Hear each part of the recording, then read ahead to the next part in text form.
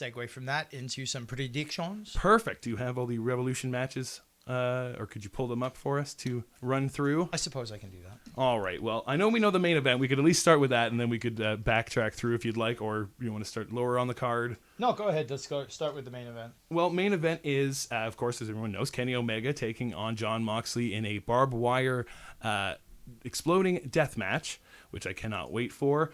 My pick is Kenny Omega. I think this is to write Moxley off of AEW TV for a little bit. He's got a baby on the way. He's got New Japan commitments and things potentially on the horizon. And there's plenty of stories to be told later on, but right now, this is Kenny's time. Yeah, I agree. I think that he loses this match.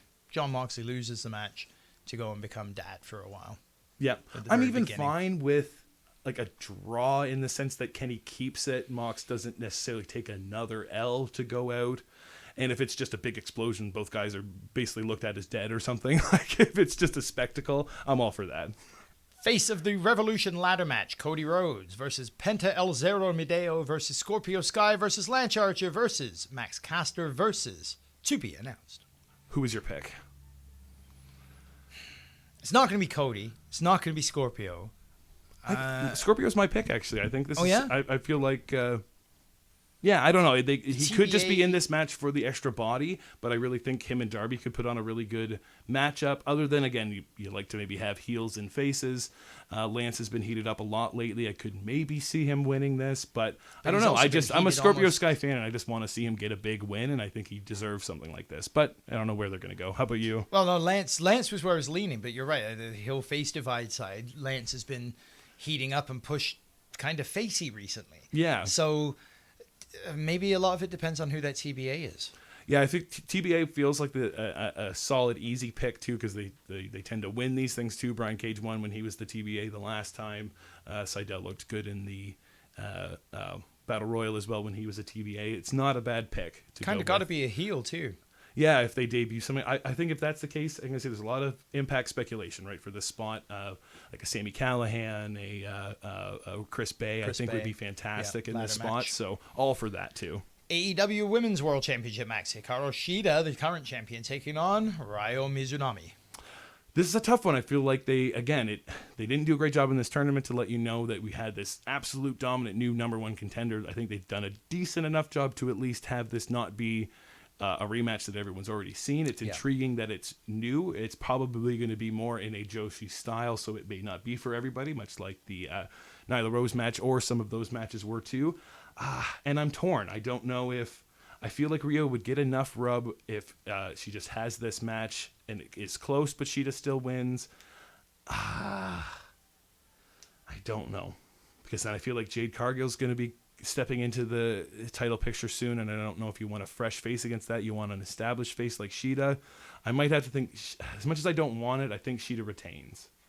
I tend to agree with you because it makes a lot more sense to have not Ryo win the belt. I don't know who Ryo goes in to defend against next. That it feels like a big deal.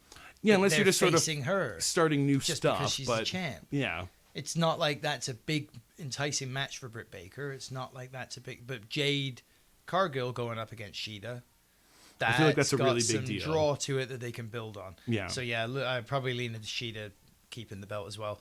I think they just clustered that whole tournament. Yeah, very unfortunate. I thought of it could have been so much more. I mean, I could easily do an Adam Blampier, how they could have booked this tournament, and it would have been far more appealing. So, here's what it is. Tag team street fight. Darby Allin and Sting taking on Brian Cage and Ricky Starks. I think a fairly easy pick. You don't pay all that money to get the Stinger to have him lose in his first match. Darby should be winning, too, as the TNT champion. I think this is written in the water, but should still be fun and doesn't take anything away from Team Taz to lose. But my pick is Darby and Sting. And with Darby getting the pin, I'll go that far. Darby gets the victory. I think, that's not a bad shout. I think that makes sense. Yeah, Sting could get taken out in something, too. I mean, that could maybe be a way that they lose, but, I mean, I don't think Team Taz need the big win here either.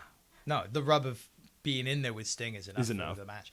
AEW World Tag Team Championship titles on the line. The Young Bucks, current champs, taking on Chris Jericho and MJF of the Inner Circle. Yes, I think I'm sticking with our predictions from the radio show as well. People were hearing that. I don't think as much as it won't be a long reign for the Young Bucks, it won't be a last reign for the Young Bucks. it's intriguing that they still have the belts with the whole Kenny Young Bucks situation, or the Kenny And the Good Brothers Yep. situation. I feel like there's still something there that kind of makes me feel that they're keeping the belts, but also makes me feel that they could lose them, because the Inner Circle story is just so hot right now. And like Jericho saying in his promo on the show, it's been a year since he's held gold in AEW, and that's crazy. So Yeah.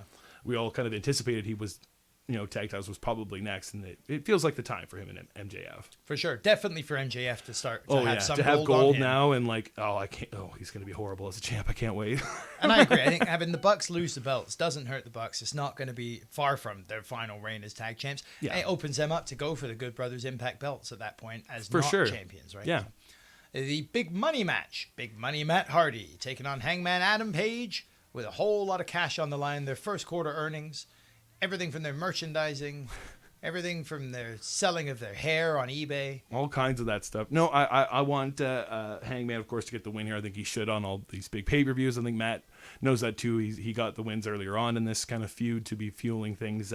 But it makes the most sense for Big Money Matt to lose a bit of money and have the Dark Order flushed with cash. Yeah, Hangman Adam Page for the win. Casino Tag Team Battle Royale. Bear Country versus Alex Reynolds and John Silver of the Dark Order. Versus Evil Uno and Stu Grayson of the Dark Order. Versus Santana and Ortiz of the Inner Circle. Versus Butcher and the Blade. Versus Private Party. Versus Top Flight. Now, is there a TBA for this as well? I heard that there maybe was. There is not listed a Not TBA on listed? here, but that doesn't mean much. I was intrigued by that at first when I thought this was the opener to the show, but now I've heard that it's the buy-in, so I'm less about it being like a surprise Impact tag team. I thought what would be really cool is if they had signed Ethan Page, they could do a North reunion in Impact or in AEW rather than an Impact to kind of swerve and surprise people in that way. But if I have to go with just those participants, I think even with Hangman getting the win later on, it feels like the Dark Order are just such a heated thing right now. It would be cool to have them get it. I think, though, even though they just had the shot on Dynamite, my final pick would have to be Santana and Ortiz, I think. Yeah, I agree completely. If it's not Santana and Ortiz, then I'll go with Reynolds and Silva that will get the win. But I think it is going to be the Inner Circle against the Inner Circle for the tag titles down the line. I think so, too. I think we're inevitably on that path. Tag team grudge match. Miro and Kip Sabian taking on Chuck Taylor and Orange Cassidy. Honestly, don't know how to pick this one. I don't think Orange is going to be hurt too much if he takes the L here. Miro needs to do what he said in that promo. Stop. No more games. Game over. Let's see what Miro can actually do in there, and if this is going to be that final thing. And we may, maybe something will finally happen. Maybe he can turn on Kip as well and walk away with Penelope. We could still finally get that, Chris. But I'm gonna go with Miro. I'm gonna go with Miro and Kip because they, the faces got the comeuppance at the wedding. Yeah, the heels can maybe get it here. It doesn't hurt Orange and Chuck to lose. I agree with all of that, and that's why I'm going with Orange Cassidy to get the win, because they've just clusterfucked this up so bad. I wouldn't be surprised. I'm not saving it with the ending.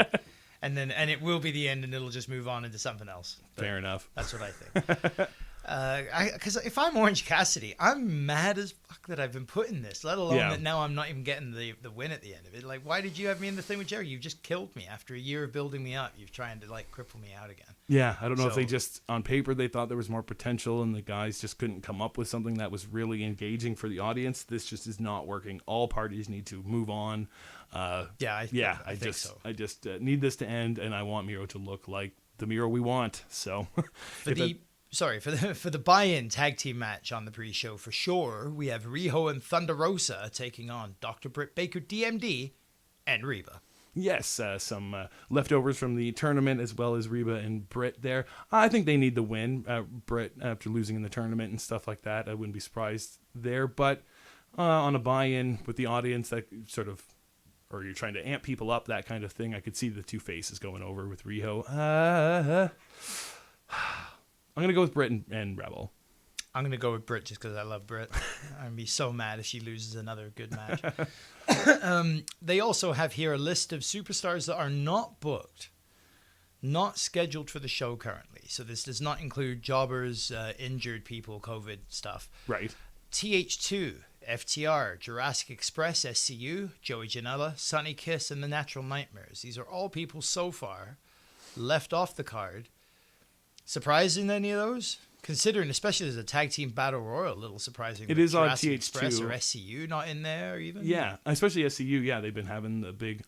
I mean, that would maybe cluster into their. We have to keep winning as a tag team, or we break up. If all of a sudden they don't win a battle royal, that's they didn't win a match, so they could technically break up. So that could interfere with the story they're trying to tell with Kazarian and Daniels right now. For sure. But it seems a little strange to have two Dark Order teams in the match when you're leaving out the Jurassic Express, for example. And then I feel that there must be something with Angelico that's why we didn't get the match this week on Dynamite. But we saw true. Jack Evans. You didn't see Angelico. That might be why they aren't in the tournament as well. Could well be some COVID-y stuff there. Exactly.